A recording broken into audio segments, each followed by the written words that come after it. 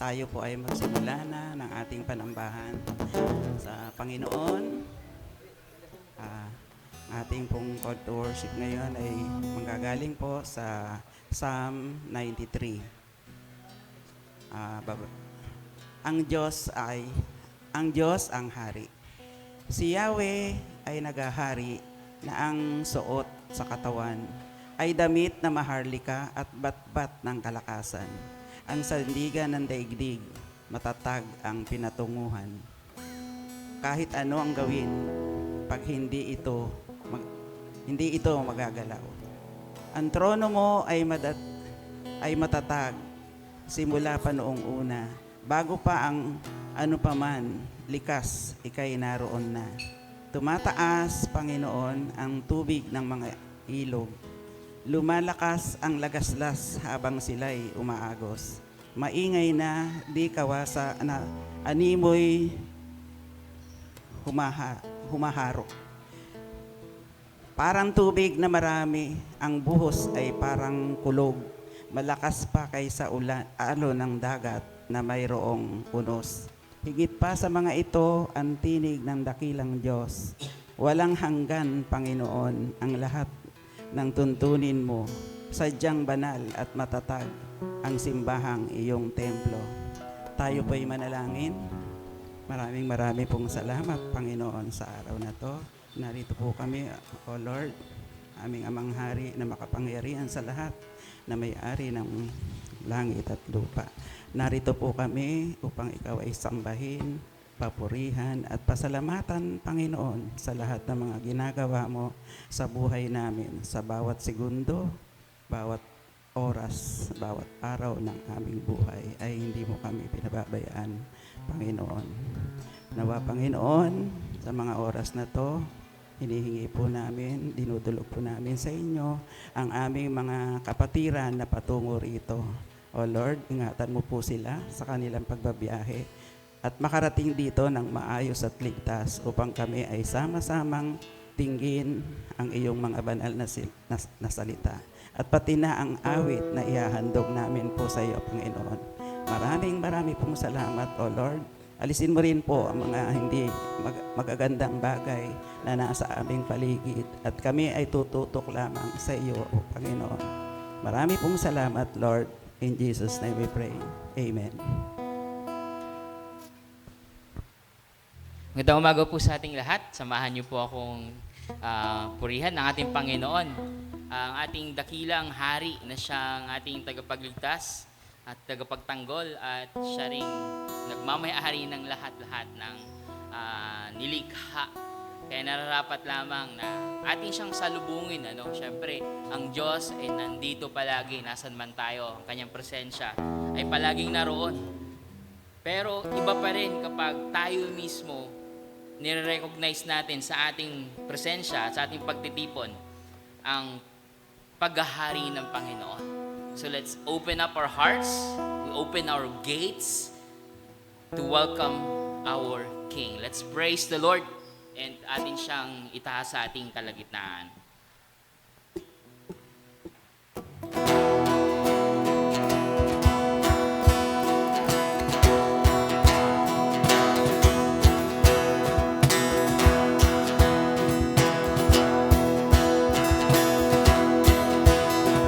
Praise the Lord. Praise the Lord God Almighty. Great is the Lord on high. The train of His robe fills the temple, and we cry out, highest praise. Glory to the highest praise. Glory to the risen King. To the King. Glorious Son.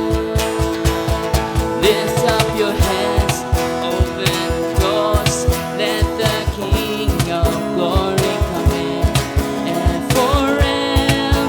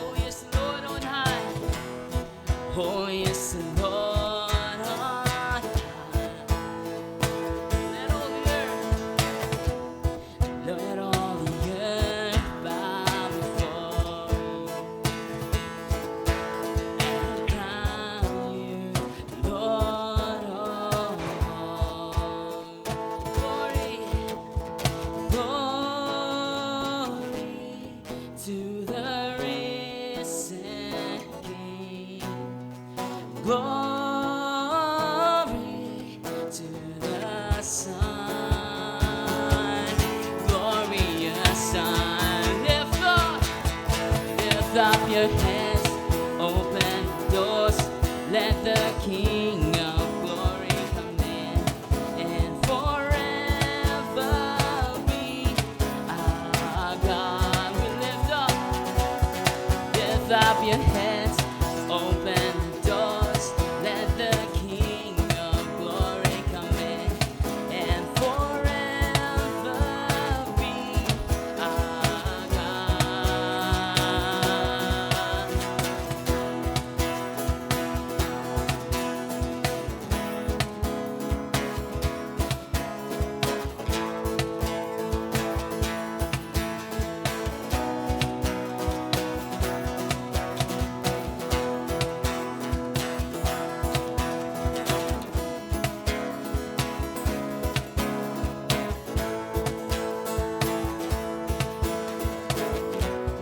Glory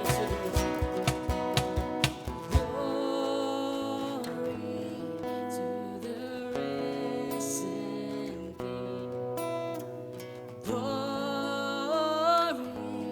to the Son, glorious Son, to the Son, glorious Son. One more time. To the Son, glorious Son. Lift up your hands, open doors, let the King of Glory come in, and forever be our God. Lift up your hands, open doors, let the King of Glory come in, and forever be our God. Forever and forever be our God, and forever be our God.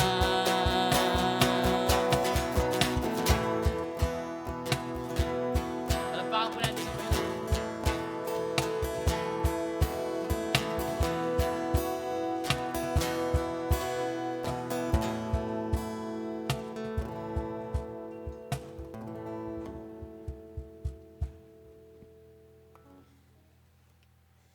Tuloy po nating awitan ng Panginoon at kilalanin ang kanyang pagmamahal sa atin. Ano po? Dahil ito rin ang pinanggagalingan ng ating pagmamahal natin sa Kanya at maging ang pagmamahal natin sa ating kapwa.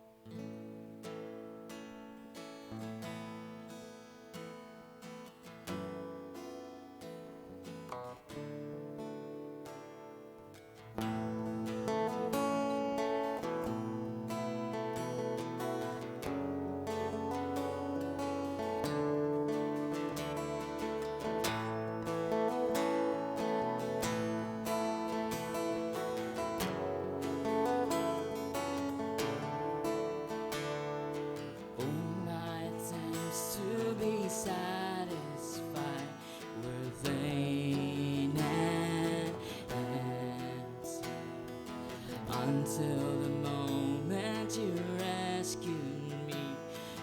Your love filled my soul sings. Now my soul sings. One blessed assurance I found in you. I found in you. I won't be shaken. I will not be moved. I'll stand fast. I'll stand fast. Your strong hand is keeping me. It's keeping me. I won't be shaken. I will not be moved. Oh, blessed assurance.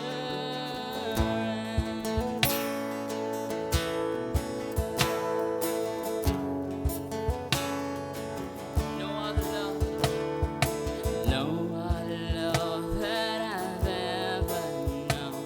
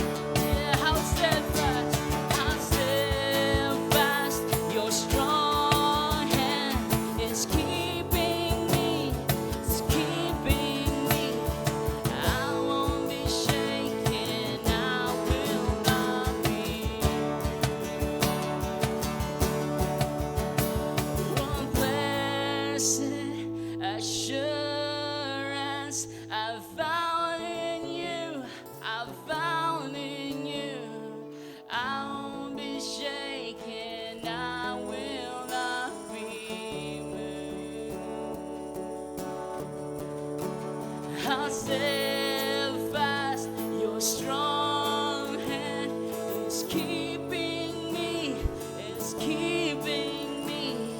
I won't be shaken, I will not be moved. Oh, blessed assurance.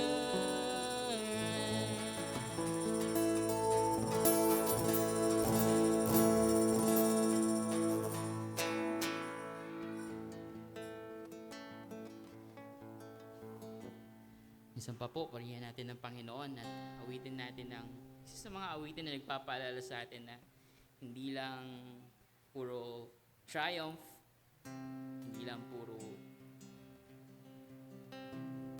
good things ang nararanasan natin sa mundo. But we trust in the unfailing love of God, and no matter what is happening around us and in us, we trust that our love, that our God, who loves us, does not fail, and He will never fail.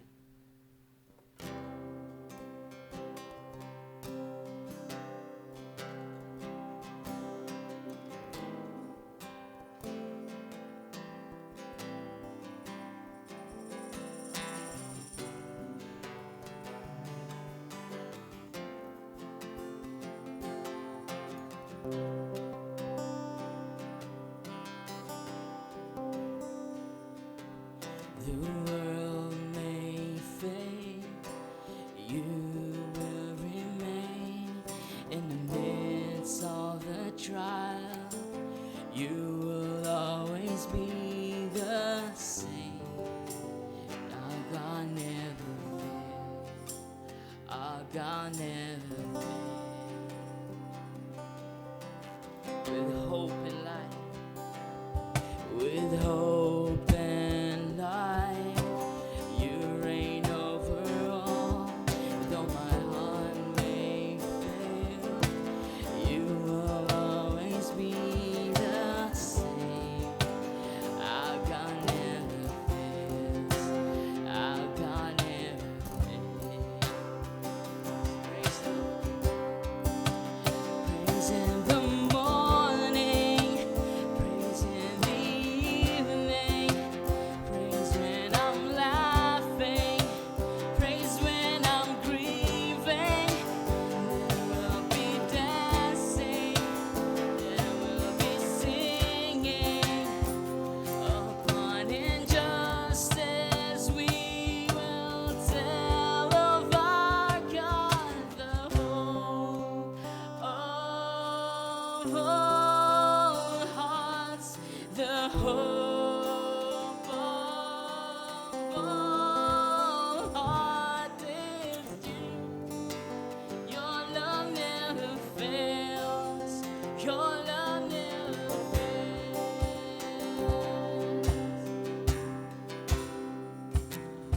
With hope and light, you reign over all. Though my heart may fail, you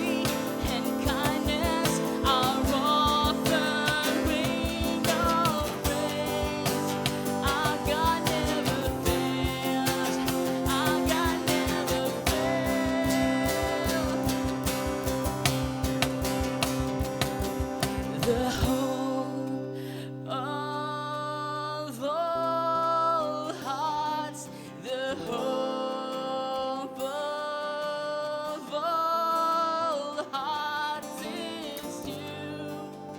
Your love never fails. Your love never fails. The hope of the hope of all hearts, the hope of all hearts is you. Your love never fails. Your love never fails. Palakpakan po natin ang Panginoong Diyos.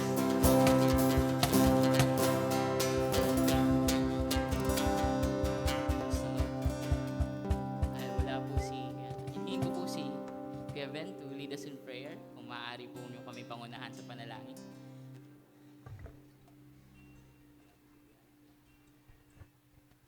Purihin ng Diyos.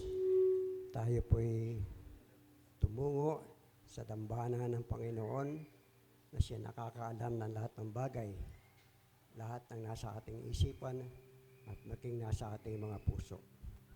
Abang Diyos, kami po'y lumalapit sa trono ng iyong biyaya, ng iyong pagpapala, ng iyong kahabagan, Panginoon, upang muli ay idulog sa iyo ang mga laman ng aming mga puso, Panginoon, at ang aming mga adhikain. Salamat po muli sa pagbibigay mo ng araw na ito na kung saan kami makakapagtitipon upang ikaw ay aming sambahin, ikaw ay aming purihin, ikaw ay aming dakilain, Panginoon. Salamat po, O Diyos, sa patuloy na pagsubaybay mo sa amin, maging sa aming kalakasan upang makatungo kami sa dakong ito. Lahat po na pangangailangan namin ay binibigay mo, Panginoon, na tinutustusan mo. Ganun pa man po, Lord. May mga kahilingan po kami na hindi pa natutupad. Kaya po sana'y matuto kaming tumangan sa iyong mga salita na walang mabuting bagay na pagkakait mo sa amin, Panginoon. Salamat po, O Diyos. Lord, inilulog po namin sa iyo ang kalagayan ng mundo ngayon, Panginoon. Kung saan mayroon pong kaguluhan, Panginoon. Hindi lamang po sa Israel, kundi sa mga ibang dako, Panginoon. Kung saan ang mga Arabo po ay nagtitipon at nagrarayot, Panginoon, upang ipagpilitan ang pag-eliminate, pag-annihilate sa Israel, Panginoon. Lord God, sila man po ay iyong kawan, Panginoon, na naligaw na landas. Kaya amin pong itinata sa iyo ang mga Muslim, Panginoon, na iba ang hadikain kaysa sa ipinangaral mo, O Diyos. Sana po, Lord God, ay matutunan nilang tumawag sa Diyos ni Abraham upang sa ganon ay matutunan po nila ang tamang daan. Ganon din po, Lord, iniluluhog namin sa iyo ang katayuan ng aming bansa, Lord, kung saan kadi nga po, Panginoon, ay hinahamak at pinagsasamantalahan na ibang bansa, Panginoon. Amin pong inihiling, Lord God, na sana po ang iyong katwiran, ang iyong justice, Panginoon, ang manaig, Panginoon, upang ang amin pong mga mangingisda ay hindi na po mahirapan, O Diyos. Amin pong iniluluhog sa iyo ang kalalagayan po na aming mamagsasaka, Panginoon, kung saan hindi po sumasapat ang kanilang kita, Lord, at patuloy na nababaon sa utang, Panginoon. Ganun din po ang lahat po ng mamayan ng Pilipinas, Panginoon, na unang-una nga po, Panginoon, ay matuto pong tumawag sa iyo. Higit po sa lahat, Lord, ay mapagsisi, Panginoon, at itakwil ang gawang masama, Lord. Nang sa ganun nga po ay makita namin ang iyong pagpapala. Tinataas po namin sa iyo, Lord God, ang amin pong simbahan, ang BCFC, Lord, na patuloy mo itong pangunahan, Panginoon, at basbasan ng iyong Espiritu Santo upang gabayan ang bawat isa sa lahat po ng ministeryo ng BCFC, Panginoon, upang kami po ay managumpay sa kabila po ng kaguluhan sa aming kapaligiran, sa kabila po ng kahirapan ng panahon, Panginoon.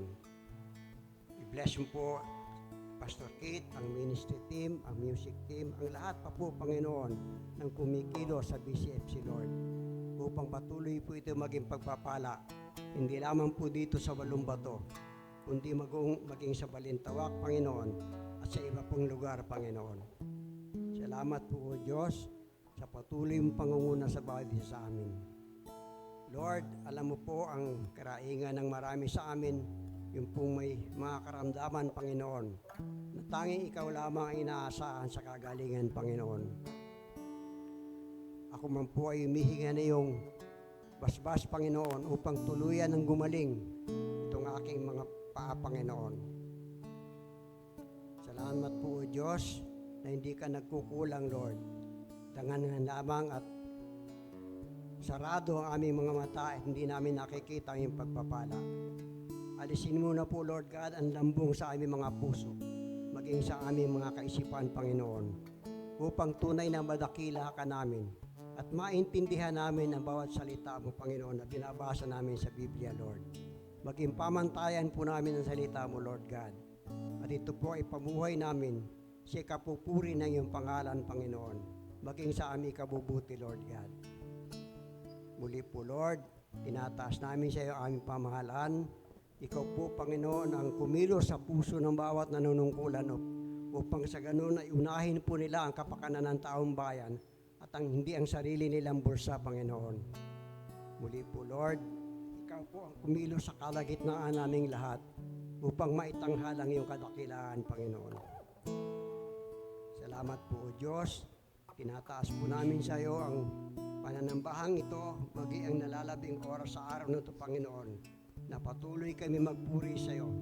Higit sa lahat, Panginoon, ay itaas sa iyo ang aming mga puso nang sa ganun nga po, Lord God, ay ikaw ang makita sa amin, Panginoon. Salamat po, O Diyos, sa iyong pamamatnubay sa ngalan ni Jesus. Amen.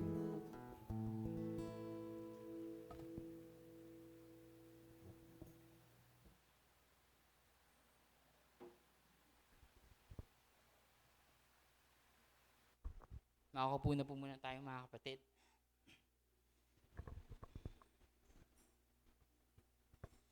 Magandang umaga po sa inyong lahat at panibagong buwan na naman po ang ating pag-uumpisa at napakalaking privilege at blessing para sa ating lahat na magkaroon ng isang bagong buwan ng paglilingkod at pagpupuri sa Panginoon.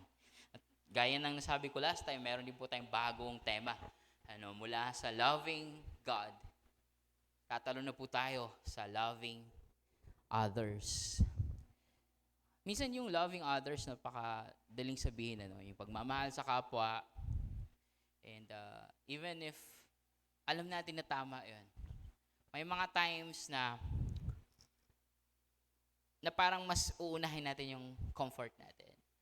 O may mga times na nira-rationalize natin yung pag-ibig to the point na humahanap tayo ng excuse para magawa natin ng isang act or akto ng pagpapahayag ng pag-ibig. In short, madaling sabihin yung pagmamahal, pero napakadaming dahilan na madaling isipin para maiwasan ang practical application ng pagmamahal. Especially kapag meron ng mga risks, kapag meron ng mga kasangkot na na danger or kaya yung parang mawawalan ka or something na magsisakripisyo ka. And something na alam naman natin, yun ang mga challenges. But what we are looking for today, is yung teaching ni Jesus Christ about how do we really love others. Or what does it look like in everyday life. Dahil last time, napag-usapan natin na it's loving God. Ang umpisa, ang intro ko rin sa last na theme is yung may nagtanong na isang lawyer kay Jesus Christ. Paano ba ma-inherit ang eternal life? Sabi ni Jesus Christ, well, alam mo naman yung di ba? Sinasabi sa batas o sa Bible. Sabi ng lawyer, Well, you shall love the Lord your God with all your heart, with all your soul, with all your strength, all your mind, and your neighbor as yourself. Tapos na tayo dun sa first part. Dito na tayo sa second part, yung loving your neighbor as yourself. At dahil dyan, imbitahan ko po kayong tumayo. Basahin po natin ang sinulat ni Luke sa chapter 10, verses 25 to 37. Isasama pa rin po natin yung 25 hanggang 28. Ito yung usapan ng tungkol sa loving God and sa loving others. Sa pagkakataon pong ito, dahil mamaya babalikan ko rin naman po yung English, basahin ko po muna mula sa ang Biblia. Kasi ito isang kwento, maganda rin pong mas malinaw sa ating common language itong kwento na ito mula sa Biblia. Basahin ko po, Lucas, Kapitulo 10, versikulo 25 hanggang 37. Sabi po dito, at may isang dalubhasa sa kautusan ang tumindig upang si Jesus ay subukin na nagsasabi, Guro, anong dapat kong gawin upang magmana ng buhay na walang hanggan? Sinabi niya sa kanya, ano ba ang nakasulat sa kautusan? Ano ba ang nabasa mo? At sumagot siya, yung lawyer, yung maalam sa batas. Sumagot siya, ibigin mo ang Panginoon mong Diyos ng buong puso, ng buong kaluluwa, ng buong lakas mo, at ng buong pag-iisip mo, at ang iyong kapwa na gaya ng iyong sarili. At sinabi niya, o ni Jesus sa kanya, tumpak ang sagot mo, gawin mo ito at mabubuhay ka. Subalit, sa pagnanais niya na ipagmatuwid ang kanyang sarili ay sinabi kay Jesus, at sino ang aking kapwa? Sumagot si Jesus, may isang taong bumaba mula sa Jerusalem patungo sa Jericho at siya'y nahulog sa kamay ng mga tulisan. Hinubaran siya ng mga ito at binugbog. Pagkatapos ay umalis sila at iniwan siyang halos patay. At nagkataong bumaba sa daang iyon ang isang pari. Nang kanyang makita ito, siya ay dumaan sa kabilang panig. Gayon din ng isang Levita, nang dumating siya sa lugar na iyon at kanya nakita ang taong iyon, siya ay dumaan sa kabilang panig. Subalit ang isang Samaritano, sa kanyang paglalakbay ay dumating sa kanyang kinaroroonan. At nang kanyang makita ang taong iyon, siya ay nahabag. Kanyang nilapitan siya at tinalian ng kanyang mga sugat. Pagkatapos, buhusan ng langis at alak. Pagkatapos, isakay sa kanyang sariling hayop, siya ay dinala sa bahay panuluyan at inalagaan. Nang sumunod na araw, dumukot siya ng 2 denaryo at ibinigay sa may-ari ng bahay panuluyan at sinabi niya, alagaan mo siya at sa anumang karagdagan mo pang gastusin, ay babayaran kita sa aking pagbabalik. Sabi ni Jesus, ano sa palagay mo? Alin sa tatlong ito? Yung pari, yung Levita, o yung Samaritano? Alin sa tatlong ito ang naging kapwa-tao sa nahulog sa kamay ng mga tulisan? At sinabi niya, ang nagpakita ng habag sa kanya. Sinabi ni Jesus, umayo ka at gayon din ang gawin mo. Let's pray. Father, salamat po sa iyong salita. Naway pagkukunan namin ito ng kalakasan at motivation sa aming pagsunod sa inyong mga salita. Pag-ibig sa kapwa, gaya ng pag-ibig namin sa aming sarili. Ito po aming panalangin sa pangalan ni Jesus. Amen. Ako po na po tayo mga kapatid. So, very familiar, pero dahil nakakabit siya sa ating tema, it is only right na itong unahin ko. Ayan. Napaka-interesting nito dahil every time na binabalikan ko ito, may mga insights na lumulutang palagi na hindi ko naiisip pa like ng mga nakaraan.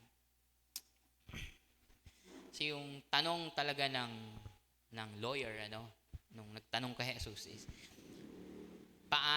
sino ba ang aking kapwa? Ibigin ng yung kapwa, ang tanong ng lawyer, paano ba O sino ba ang aking kapwa? Sometimes ganun no?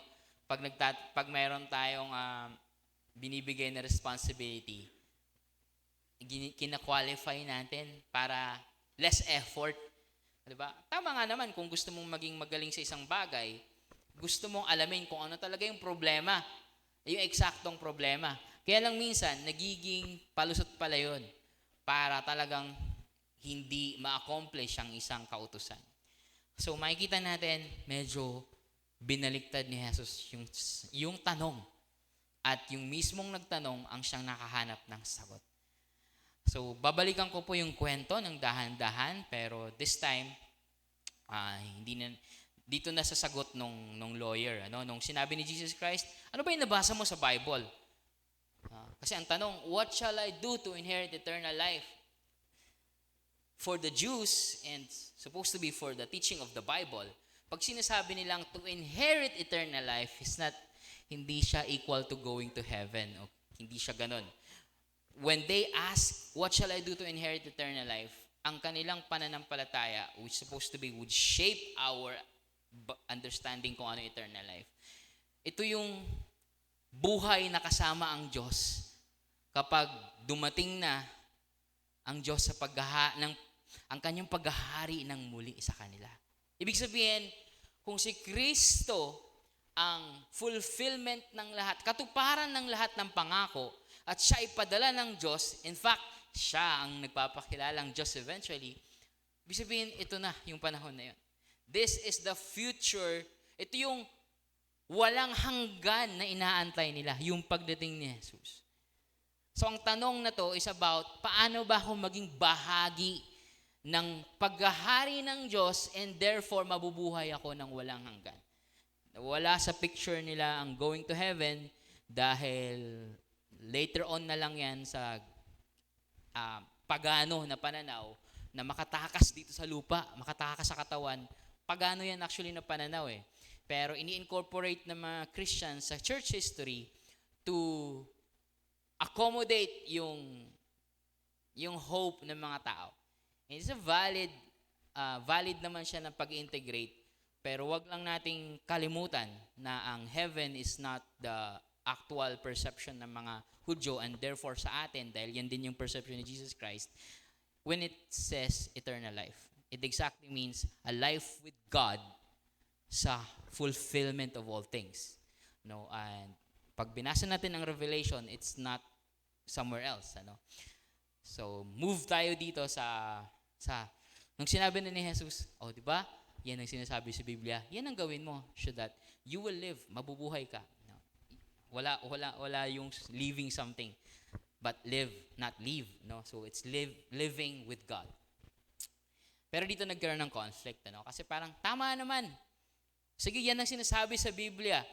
Yan ang sinasabi sa Deuteronomy chapter 6. Love God with all your heart, all your soul. And then pagdating sa Leviticus chapter 19, sinasabi doon, to love your neighbor. At alam niyo ba, doon sa Leviticus 19, ang sinasabi doon na love your neighbor is yung kapwa nila Israelita. To love their own countrymen, ang sabi sa ibang translation. Ano sa dulo ng chapter 19 ng Leviticus, ang sinasabi doon, to love even the strangers na kasama nila sa loob. So medyo may boundaries pa rin, pero once a foreigner, kunyari tayo mga Pilipino, tapos biglang may Chinese na nakasalamuhan natin sa loob ng ating country, itatrato daw natin sila as kapwa. So yun yung basic na understanding ng mga Israelita, especially ng mga reliyoso, na ang kapwa ko ay kapwa ko Israelita. Madali lang sa panahon na yon, nung binibigay itong utos na to, nung si Moses at ang mga slaves na galing pa sa Egypt, dahil alam nila kung sino sila. We were slaves na pinalaya mula sa Egypt. At ngayon, kilala natin kung sino tayo. We have now an identity because God made us a nation sa disyerto habang naglalakbay sila. So malinaw kung sino sila. At kung meron man mga sumasama sa kanila na ibang mga sympathizers or mga foreigner na sa tingin nila ang Diyos ng Israelita ang totoo, edi tanggapin natin sa loob at ituring natin na kapwa. Yan ang shape ng isang Hudyo hanggang sa nagkaroon na sila ng bansa, nagkaroon na sila ng mga hari. But then eventually, sinalakay sila. At tumira ang ilang mga foreigners at nag-intermarry pa nga. Kaya nga merong Samaria, ang lugar na ayaw ng mga Hudyo dahil ang ilang mga unfaithful na mga Jews ay nakipag-asawa sa ibang mga tao na hindi mga Israelita. Panahon pa lang yun ng mga hari. Nung sinalakay na sila at in exile, kinuha mula sa kanilang bansa, dinala sa Babylon. No, hindi na lang sa may sarili, hindi na lang sa nawalan sila ng bansa, at hindi na lang sa may mga foreigners na sumasama sa kanila. Ang kabaliktaran pa ang nangyari. Sila ang napilitan na sumama sa mga foreigners. Sila ang napuwersa na makisalamuha sa hindi nila kapwa. And then nung finally pinabalik sila, mga 500 years before BC. No? Then eventually, second batch, marami na ulit mga sumalakay sa kanila sunod-sunod. Hanggang sa panahon na to, na ang naghahari-harian sa kanila ay ang Roman Empire. So maraming mga foreigners na nakatira na hindi kumikilala sa Diyos nila sa sarili nilang lugar. Therefore, natural na lang na may makasalamuha kang hindi kapwa. At sa loob mismo ng kanilang nation, kung may nation pa man na time, kasi hindi na talaga sila isang bansa dahil pinaghaharian na nga sila ng Roman Empire, nagkakaroon na ng mga grupo-grupo. And even yung mga mas religyoso, even yung mga Pariseo, even yung iba pang mga grupo, nagkakaroon ng mga factions. And even then, sa loob ng Israel, nagkakaroon ng iba't ibang definition kung sino yung kapwa. Now, itong sinasabi doon sa Old Testament na love your neighbor, your countrymen, and love the foreigners who are with you, who are sojourners with you. Parang malabo na siyang tuparin. Bakit? Sino-sino na ba tayo magkakasama? Ganon ang mindset. Ganito yung konteksto. Kaya parang minsan it doesn't make sense yung tanong ng di ba, nung lawyer. Sino ba yung kapwa? Pero sa totoo lang, it makes sense. Kasi hindi mo na alam kung sino yung kalahi nila sa panahon na yan. Sino ba yung kapwa ko? Pero even that, meron pang mas malalim na dahilan kung bakit tinatanong yan ng lawyer. Dahil ang sabi doon sa verse 29, but wishing to justify himself. Meaning, kailangan niyang ipagtanggol ang sarili niya.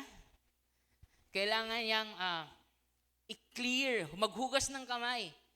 Dahil yung mismong sinabi ni Jesus, or yung sinabi niya mismo, kasi si Jesus naman nagtanong, yung to love your neighbor as yourself, feel niya parang tatamaan siya nun. Kasi hindi nila talaga totally napapractice yung loving your neighbor. Kasi nga, ang gulo. Sino pa ba yung neighbor ko? Kaya ang tanong na to is actually paghuhugas ng kamay.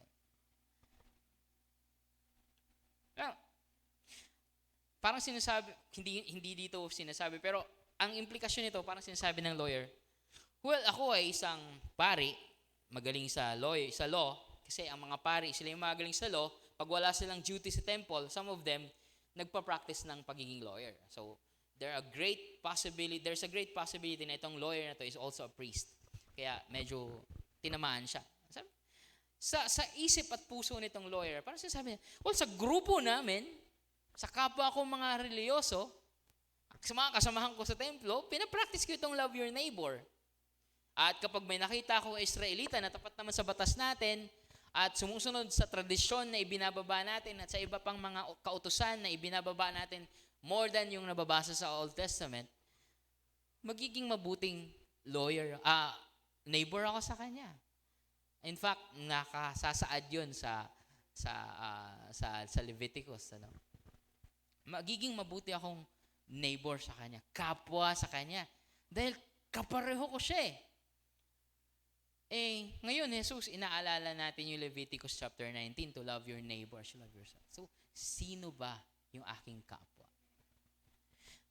Na itong tanong na to ng lawyer, ng mambabatas, or pari, by trying to justify himself, he was also trying to justify, hindi lang yung kanyang sarili, kundi yung pangmalawakang practice ng mga Hudyo, especially ng mga leaders nila. To justify the hatred among the factions, na tama lang naman na hindi kami masyadong close dahil may pagkakaiba kami, and the burdens being imposed on people, no? Yung sobra-sobra na pagtatights, yung sobra-sobra na pagfa-fast, at sobra-sobrang iba pang mga rules and regulations na pinapadgawa nila. Tama lang naman yun, Lord. And they pride themselves so much of their status being priests, being Pharisees, being scribes, mga religious leaders, religious experts, at yung pribilehiyo na meron sila dahil sila yung tinitingala, and therefore they have ignored justice and love for God. Kinakalimutan nila ang hustisya sa kapwa at pagmamahal sa Diyos.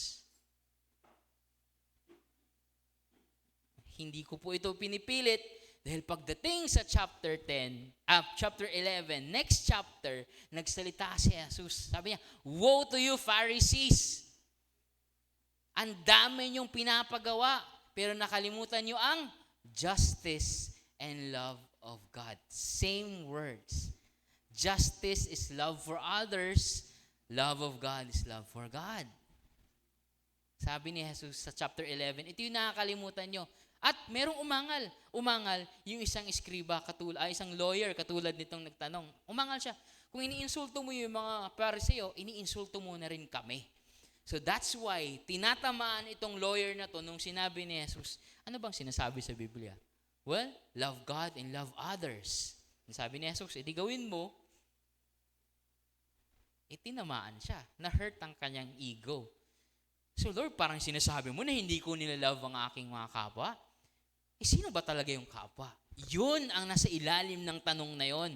Dahil gusto niyang i-justify ang mga maling practices nila sa pagbibigay, sa pagkakaroon ng hatred, sa hindi nila kapareho, hostility, at yung kabigatan na ibinibigay nila sa mga common people na hindi mga taga-templo to practice yung mga mahigpit na tithes, mahigpit na batas, mahigpit na mga dagdag sa batas. Yun ang sinasabi ni Jesus sa chapter 11, kasunod nito. And therefore, sa totoo lang, kahit napaka-religyoso ng ilan, ng karamihan ng mga to, mga lawyers, Pharisees, priests, they actually don't love their neighbors. At heto ngayon, nakikipag-negotiate pa nga. Sino ba yung kapwa? Parang kapag tinanong mo, mahalin mo yung siya. Bakit? Bakit siya? Ano yan eh? Diba? Parang ganun ang dating ng tanong na to ng lawyer. So verse 30, hindi sumagot si Jesus. Ang sagot ni Jesus, ito napakagaling talaga ni Jesus makipag-usap eh. Na hindi, alam niyang mali yung tanong na, who is my neighbor? Kaya hindi niya sinagot directly, nagkwento siya ng practical na example, tapos ituturo niya ang totoong tanong at ang totoong sagot. Ang tamang tanong at ang tamang sagot. Minsan kasi, mali yung mga tanong natin. Diba? And naranasan ko yan minsan eh. Kapag tinatanong ako, especially mga theological questions about the Bible, hindi ko iiwasan yung tanong, kundi ikukwento ko yung totoong kinikwento ng Bible. Kasi sometimes mali yung tanong natin eh. Tama yung tanong niya, what must I do to inherit eternal life? Pero pagdating sa neighbor, mali yung tanong. So ang kwento ni Jesus, merong isang tao.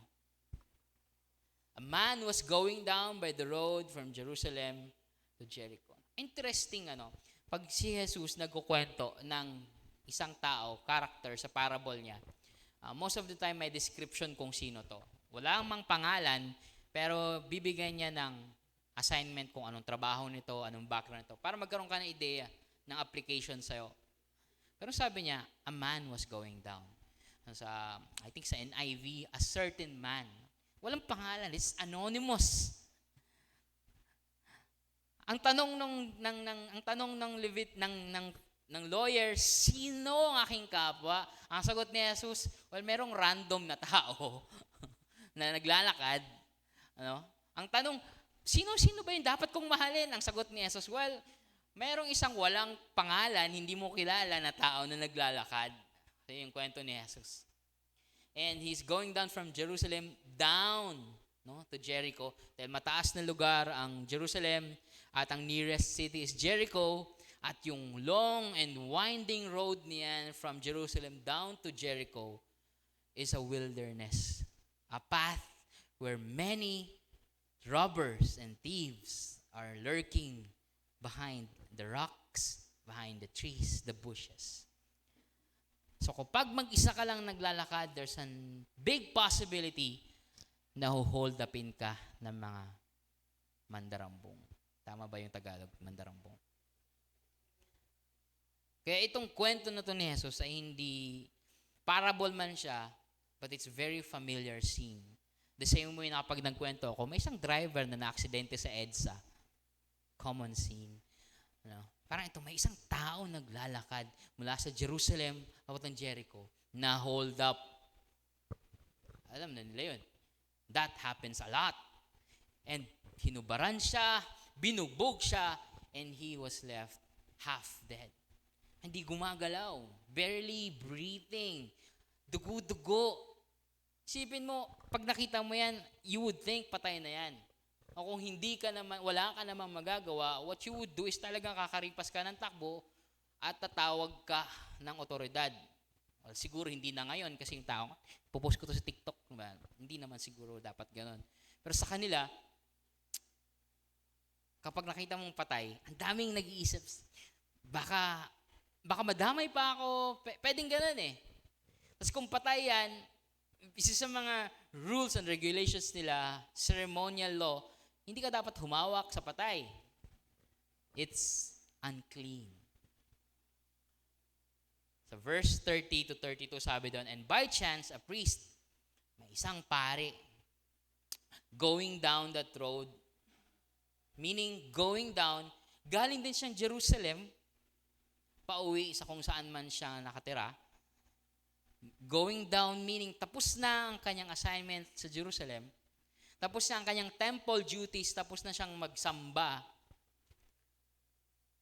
So, supposed to be, hindi na siya nagmamadali, at ang mga priest ay merong duty to care for the dead ceremonially. Unclean ang dead, yes, pero sila din ang nag-aasikaso sa libing nun eh. So, meron siya dapat responsibilidad dun eh. Pero at the same time, dahil meron nga silang pananaw na may boundaries kung sino yung kapwa, kung sino yung neighbor, sa grupo nila, it would be a nice thing na umiwas na lang. And yet, these are all assumptions dahil ang kwento ni Jesus, nakita lang siya, umalis. He came, he saw, hindi conquered, he walked away. So walang ibang motivation. Ibig sabihin, regardless kung ano pa man tumatakbo sa isip at puso ng pari na yan, hindi siya tumulong. Next, dumating yung isang Levite. Isang Levite ay worker din sa temple. Kumbaga, church worker, temple worker. He came, he saw, he walked away at the same time. These are religious people. They know exactly yung love God and love others the same way na alam din nitong lawyer na nagtatanong kay Jesus. So alam nung nakikinig na lawyer and even the people around listening to Jesus. Parang sabi ng lawyer, mga ka-vibes ko yun . Parang, yan yung grupo ko. bakit parang hindi sila tumulong? Well, yung mga pari at ang mga Levita, napakataas ng kanilang status sa community.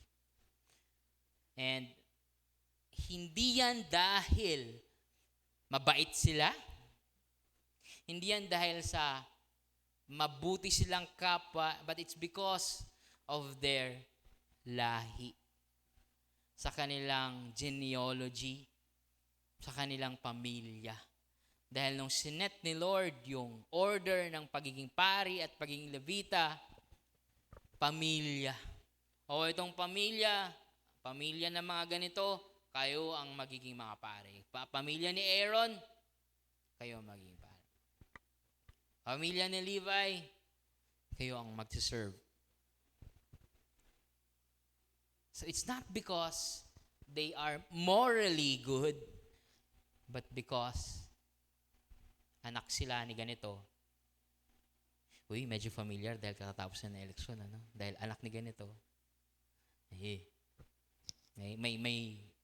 May nerve, may tension din pala na ganun, ano?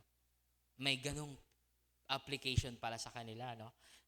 They became famous, popular, and honored, and having privileges, mga titulo, dahil lang sa kanilang lahi.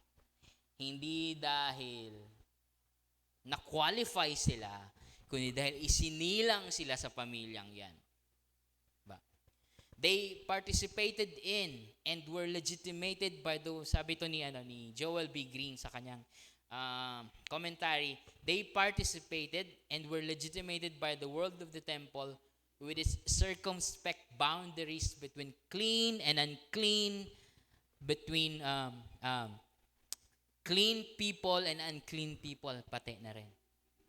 So meron silang malinaw na categories kung sino at ano ang malinis o hindi, kung kanino ka dapat makisalamuha o hindi, kung ano dapat ang hawakan mo o hindi, anong mga tao ang dapat mong kausapin o hindi.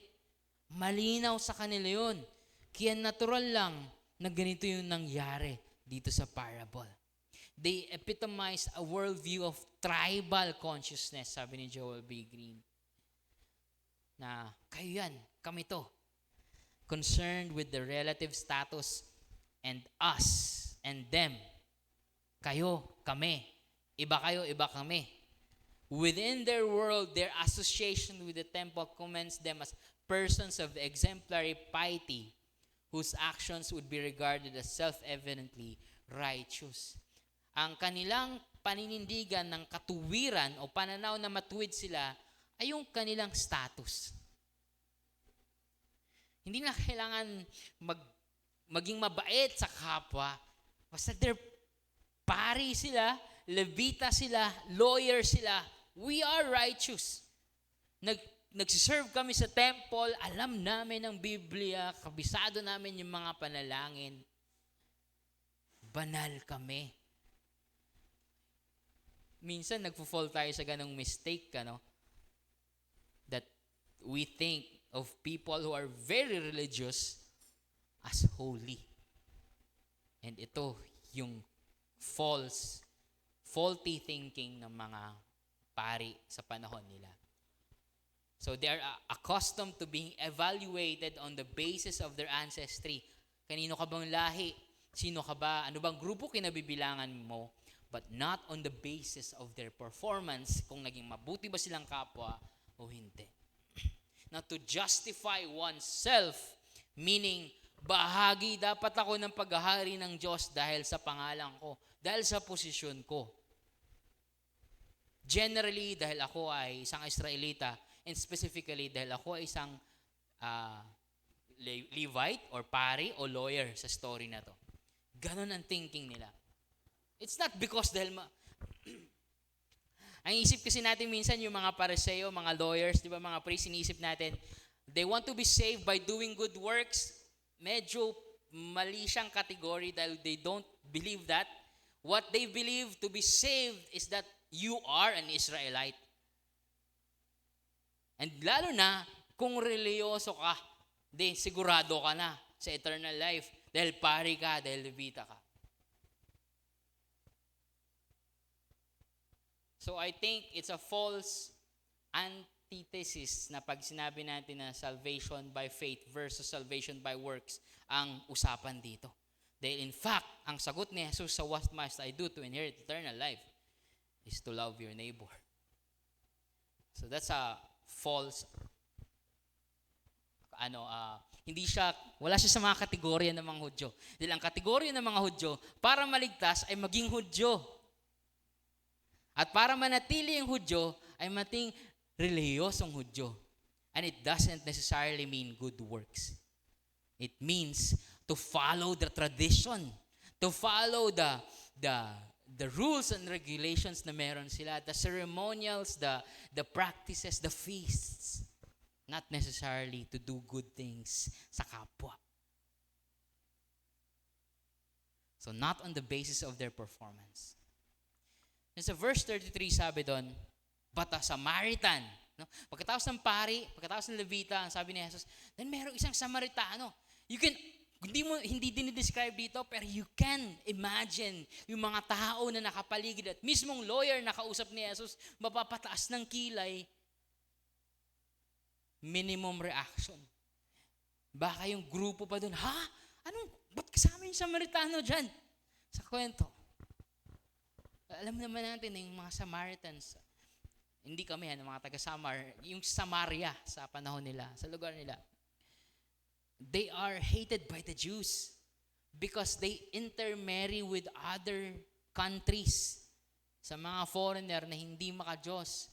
And then, wala na sa kanila yung practice masyado. They don't even respect the temple that much sa Jerusalem. They have their own mountain to worship in. Remember John chapter 4, sabi ng Samaritan woman, kayo nagsasamba doon sa Jerusalem, kami dito sa aming sariling bundok. Kaya para sa mga Hudyo, ito mga Samaritano, hindi lang ito mga heretical eh. Mga hindi pala antichrist kasi wala pa silang ganong kalaban ng Diyos to eh. Kalaban natin to. Hindi to sumasamba sa Diyos na sinasamba natin talaga sa totoo lang. Although the Samaritans would claim they worship God. Just not on that mountain. Hindi lang tayo pareho ng relihiyon. Pero yung Diyos na sinasamba nyo, Diyos din namin yan. Yan ang sinasabi ng mga Samaritan. Pero yung mga practice nila, iba na yung kultura ng mga Samaritan. And so, kapag nabanggit na Samaritan, regardless kung sino pa yan na Samaritano, mayaman o mahirap, bata o matanda, babae o lalaki na Samaritano, pag binanggit na Samaritan, Samaritan, baka mas malala yung gawin yan kaysa pa dun sa mga pari at Levita. Pero hindi. Sabi ni Jesus, a Samaritan who was on a journey, napadaan lang. At baka nga, businessman pa to. Bakit ko nasabi? Kasi meron siyang oil, meron siyang bandages, meron siyang beast, meaning may donkey or horse, kung ano mang hayop na ginagamit niya. May wine siya, may dala-dala siyang kagamitan na usually dala ng mga merchants, ng mga businessman na nagbebenta. Kaya meron siyang pera, pamigay. 2 denarii, mamaya ibibigay niya. That's a lot of money. So again, this is not rich versus poor na kwento. Dahil yung Samaritan, mayaman man siya o mahirap. Dahil Samaritan siya, kontrabida. Pero itong kontrabida, sabi doon ni Jesus, He came, He saw, and then He felt compassion. He felt compassion. Naawa siya. Nahabag siya dun sa taong nakahiga sa gilid ng kalsada, duguan, hindi kumikibo. Na pwede ko naman nang iwanan to at lumapit na lang ako sa malapit na mga authorities at sabihin na may patay doon. Pero he took the chance to go and touch that dead body, supposed to be dead dahil hindi na kumikilos, para alamin kung kaya pa niyang matulungan ito. That word, he felt compassion, naawa siya, is just one word sa original Greek. Hindi ko na ma-share dahil ang hirap bigkasin. But it's just one word, yung he felt compassion. And nung inaral ko siya, it's very rare. Minsan lang siyang ginagamit sa New Testament. At nung tinignan ko kung ilang beses siya ginamit dito sa Luke, 3 beses lang yang ginamit. Yung he felt compassion. Ano-ano yung 3 beses na yun? 1, ito. The Samaritan felt compassion. Ano pa yung 2? Yung kasunod na parable. The prodigal son. Ito yung time na bumabalik na mula sa paglalakwatsa ang anak at naglalakad at mula pa lang sa malayo nakita ng tatay. He felt compassion. That's the second. And the last, but the first one na ginamit dito sa Luke, who felt compassion, ay makikita natin sa Luke chapter 7. Ito yun ng time na merong papasok si Jesus sa isang city at may nakasalubong siyang ano ba tawag doon sa prosesyon na may patay papuntang libingan? Yan na yun, yung mga nakasalubong ko last Sunday. At may widow na nandoon at nabag si Jesus. Si Jesus ang pinakaunang example dito. He felt compassion doon sa namatayan. So bakit ko siya hina-highlight mga kapatid? Mga kapatid, it's a rare word na ginagamit. And kung paano siya ginagamit sa Biblia should be important in how we understand that. So kung itong he felt compassion ay sa 3 beses ginamit. Ginamit kay Jesus, ginamit sa father doon sa prodigal son, which is God sa example, at ginamit sa Samaritan.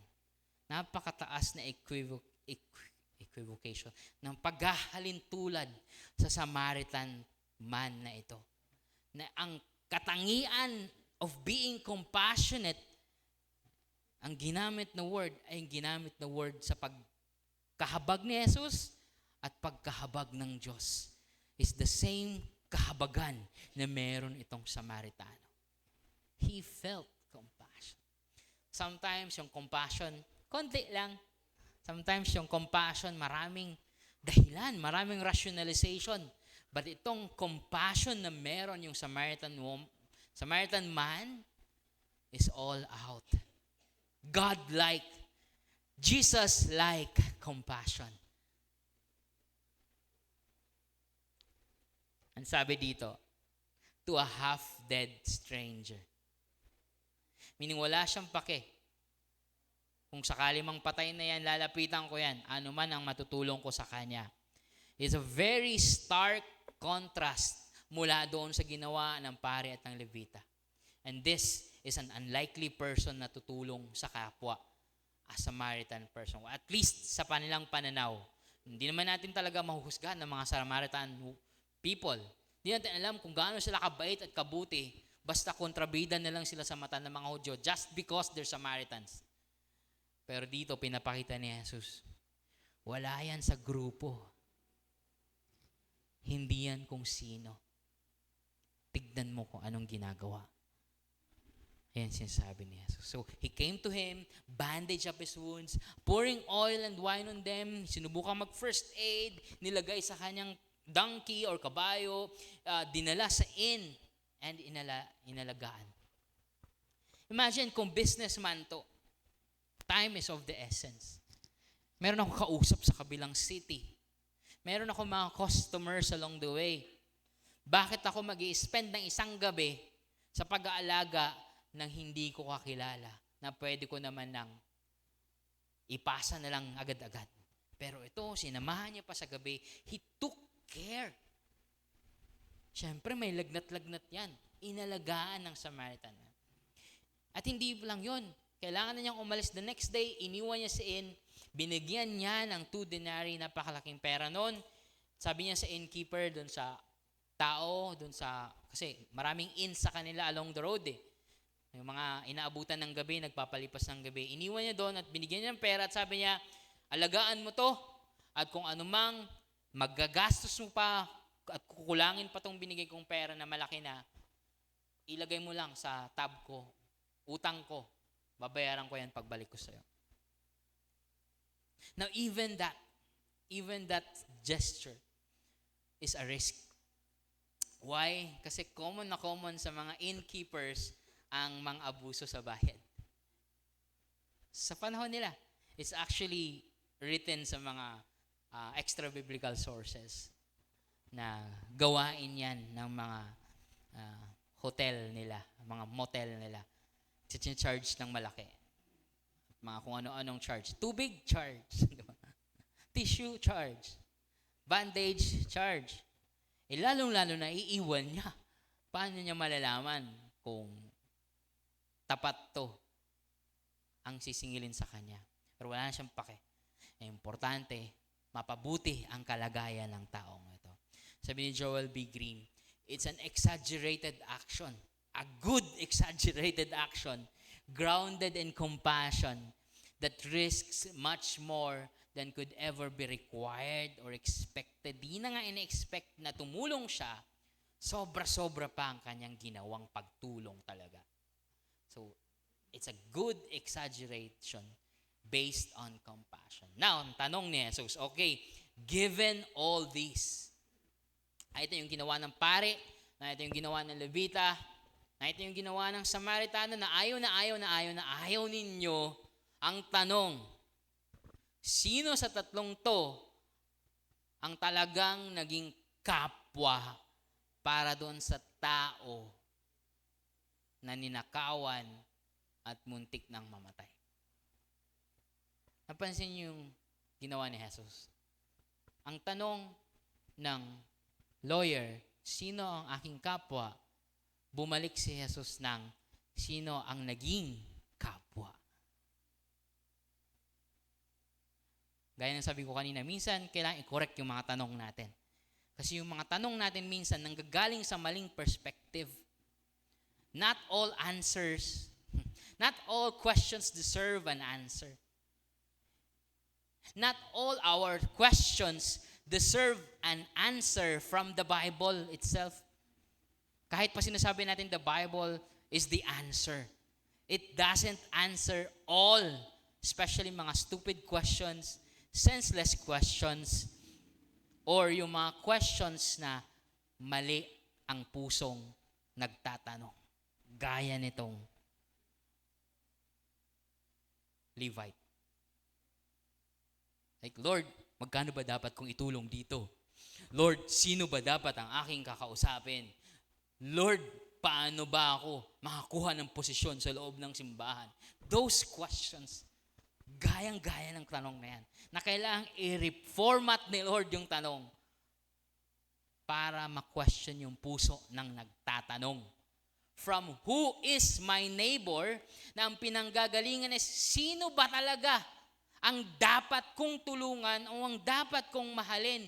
Pinalitan ni Jesus into sino ba talaga ang naging kapwa, which is about becoming compassionate, mahabagin, mapagmahal without discrimination, without judgment, without comparison. Meaning, itong Samaritano na to, inibig na ang kanyang kapwa gaya ng pag-ibig sa kanyang sarili. Anong sabi doon sa Bible na kinote ng lawyer? To love your neighbor as you love yourself. Meaning, if you treat yourself as the neighbor, you will treat other people as your neighbor, whoever they are. The Samaritan loved his neighbor as himself because he himself is a neighbor. Kaya ang tanong, who proved to be a neighbor? Yung ganitong mindset, babasagin ito lahat ng harang, lahat ng pader ng prejudice, ng hostility, especially ng mga Jewish religious people.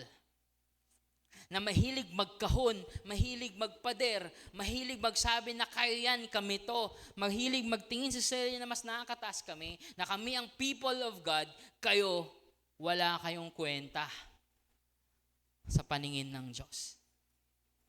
Yan ang binabasag ni Jesus. Kayo, hindi kayo Hudyo, hindi kayo Israelita, you are not welcome in our land. You need to die.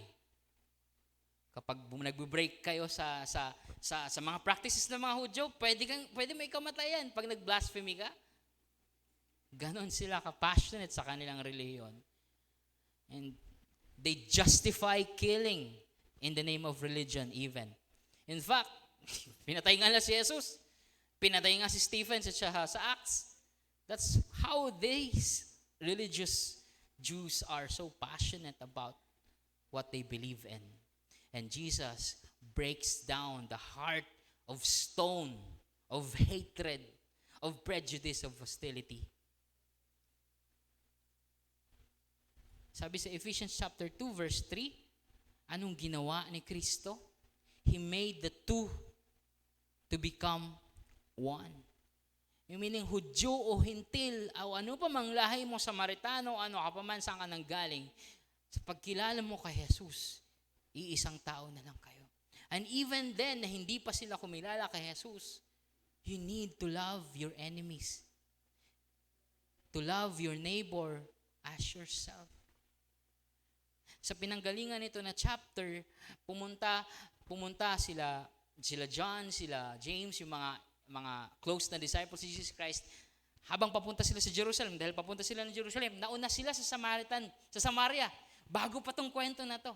Pumunta sila sa Samaria, ang mga disciples ni Jesus, para maghanap sana ng titirhan na bahay. Sound familiar? Pagdating sa Samaria, sorry to say, napaka-ganda ng kwentong ito. Dahil ideally, hindi yun ang nangyayari. Reality check, hindi yun nangyayari sa Samaria. Hindi nila tinanggap si Jesus. Nung bumalik yung mga disipulo kay Jesus, Jesus, hindi tayo tinanggap sa Samaria. Magmanalangin tayo na bagsakan sila ng apoy para husgahan sila. Nirebuke sila ni Jesus. May additional doon sa ibang version, pero sabi lang doon, nirebuke sila ni Jesus. Meaning, huwag niyong gawin yan. We are not here to punish people. And so, sa tanong ni Jesus kung sino talaga ang neighbor, sumagot yung lawyer. Well, hindi pa niya binanggit yung kung sinong tao. Sabi niya, the one who showed mercy toward him.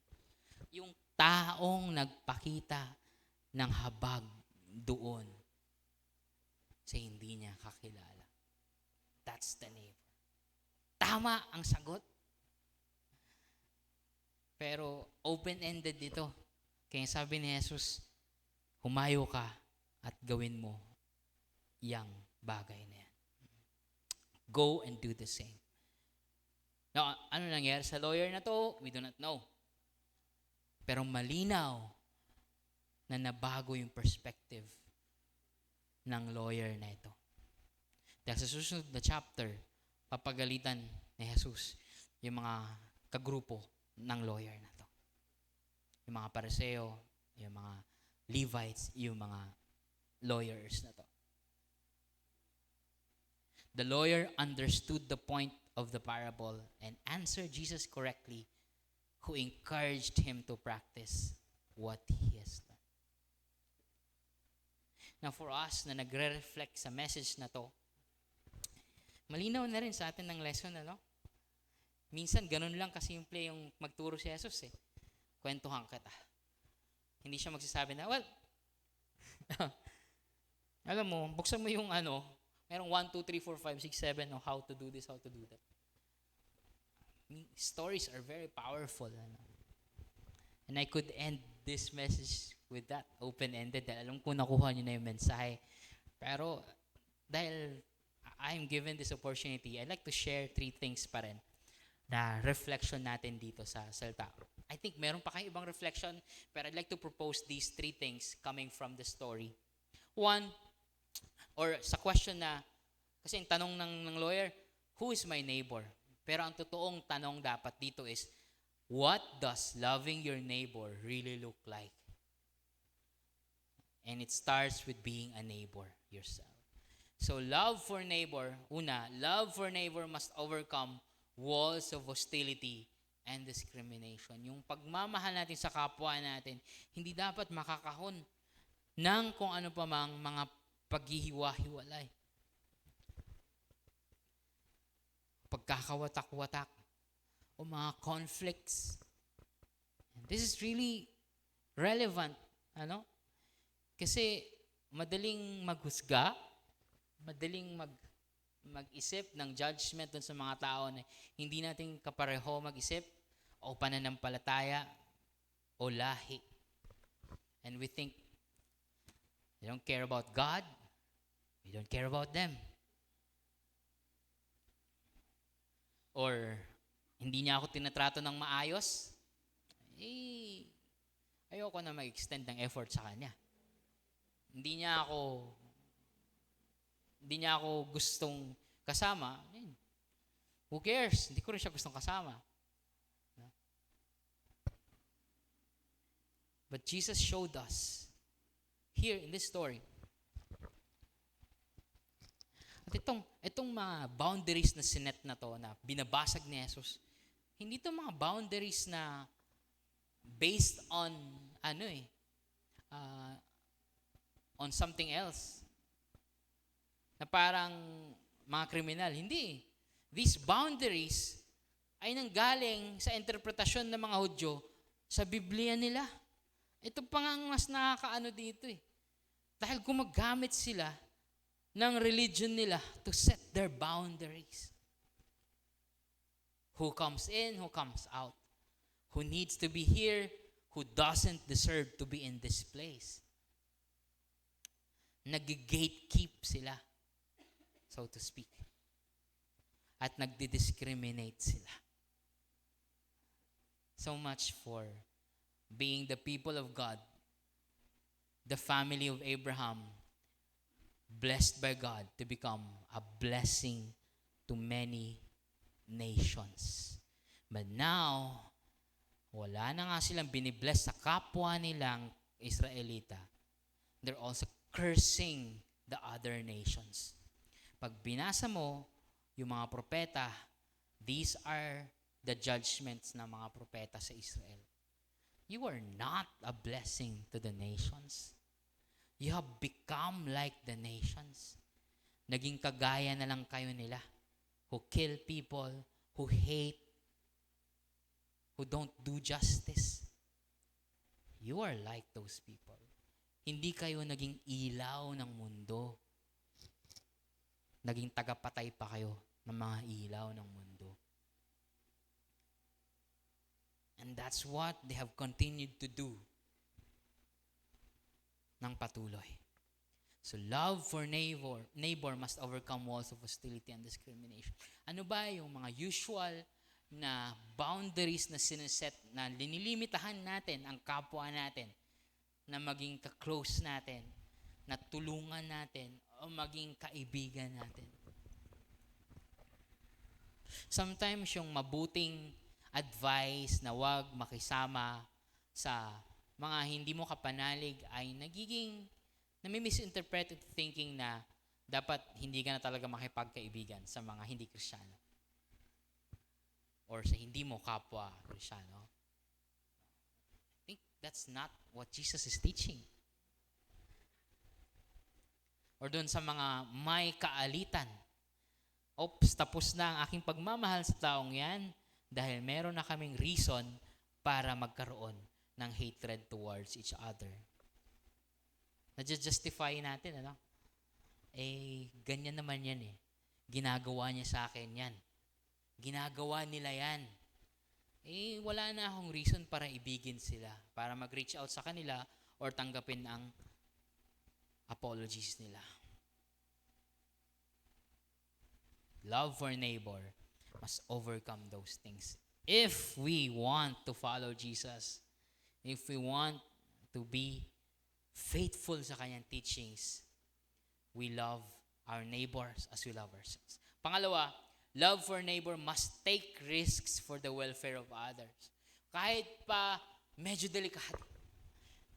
Of course, you have to apply wisdom para hindi ka naman mamatay sa pagtulong mo. Tama lang naman.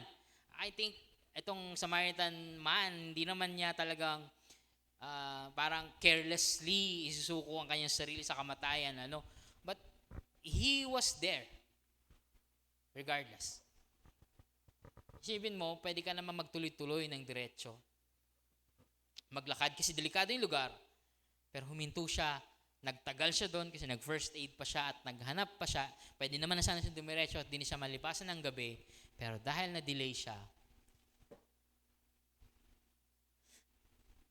pwede ka naman mag-isip, nagmamadali ako sorry.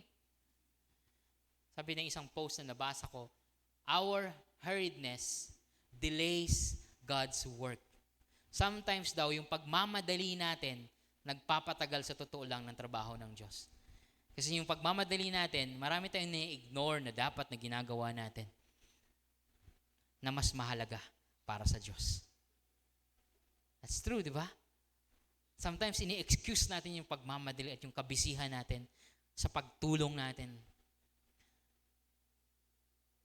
Kanina may nag-miss call sa akin at may nahilan ako para hindi ko sagutin dahil nagpa-plancha ako. At nagmamadali ako dahil magpe-preach ako ngayon. May trabaho ako para sa Diyos. Ano bang emergency na yan? At hindi pwede magantay. Buti nilang hindi talaga siya emergency, napindot lang daw ng bata. Pero, sorry Lord, tinamaan ako. Pinagalitan ako ni Julie. Dapat lang. Dahil namatay na yung aking PC. So, love should take risks, ano? Na kahit may sacrifices na kasama, gumastos ka man, at hindi ka mag-expect ng kapalit, hindi mo iisipin na kapag nalagay ka sa posisyon, doon ako babawi. O kapag sa maganda na silang kalagayan, manunumbat ako. Hindi ganun kundi, sabi pa nga ng Samaritan, iwan ko yan. Pagbalik ko, may utang ako, babayaran ko pa. Wala siyang iniisip na kapalit. And hindi siya nagpapigil sa sacrifices na kailangan para makatulong. Siniguro niya pa na mapabuti ang kalagayan ng kanyang kapwa. Sometimes yung sacrifices stop us from helping people. Kapag mayroon ng risk na kasama, ayoko na. Ayawan na. Kapag maglalabas ka na ng pera, ayawan na. Lalo na kapag wala namang kakayanan magbalik sa'yo, ayawan na. And sometimes you have to apply wisdom. Kasi we are thinking long-term din naman. There are other things na ikinoconsider mo rin na wala sa point ng story na to. Like, kung yung pagbigay mo ng pera, hindi naman na talaga totoong nakakatulong dun sa kapwa, na nagiging dependent na siya dun sa pera, hindi na siya nag-iisip, hindi na siya kumikilos, na pwede naman, iba din usapin yun. This person is almost dead. Diba? This person is almost dead. Hindi mo pwedeng sabihin, baka sa pagbibigay ko ng pera, nakadepende na lang sa pera. Mamatay na nga yung tao Yung pa yung iisipin mo.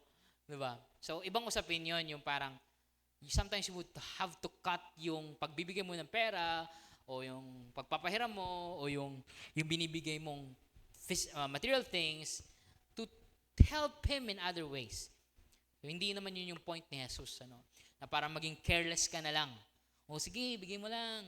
Hindi naman ganun. I think hindi rin yun ang ginagawa ng Samaritan.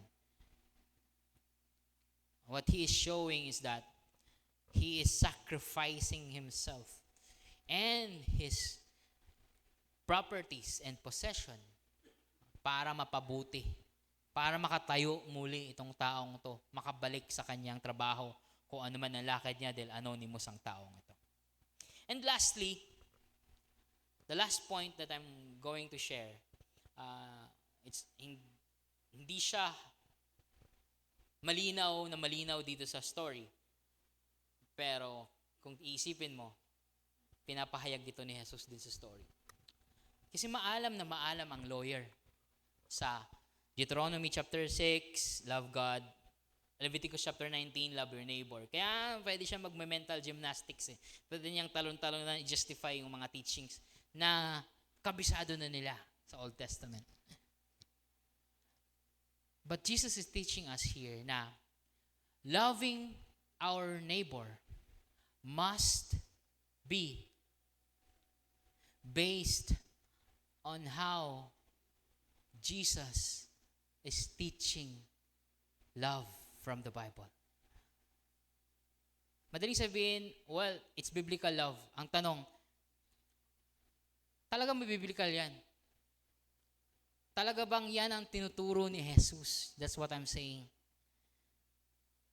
Kasi biblical din itong lawyer. He quoted the scripture. He quoted the Bible. Pero mali ang kanyang intindi. Pero sabi ni Jesus, well, let me give you an exegesis by a story. Bigyan kita ng Bible study using an example. This is a Bible study. Sinasabi ni Jesus, sige nga, anong pagkakaintindi mo yan sa kinote mo na Bible? Sometimes kasi post lang tayo ng post ng verses sa Bible. Minsan may nakapost pa sa profile sa Facebook. I love God, I love blah blah blah blah blah. Pag tinignan mo yung mga posting, tapos makikipag-away pa sa comment section ng balitang wala namang kinalaman sa kanila. Nakikipagmurahan pa. Tapos pag visit mo sa profile, love God. Minsan, sobrang sexy ng mga post, ano? Pagtingin mo, Psalms, blah. Dapat Song of Songs na lang, joke lang. hindi mo maisip eh. Pero that's extreme. Mabuti pa nga tong lawyer na to eh. She was trying to be faithful dun sa pagkakaunawa niya sa Bible. But by trying to be faithful, he is also trying to excuse yung mga reasons niya for not loving people. And he quotes the Bible. Nagagawa ba ng mga Kristiyano yan ngayon? Magko-quote ng Bible para ma-justify ang hatred sa tao? Yes or yes? I think yes.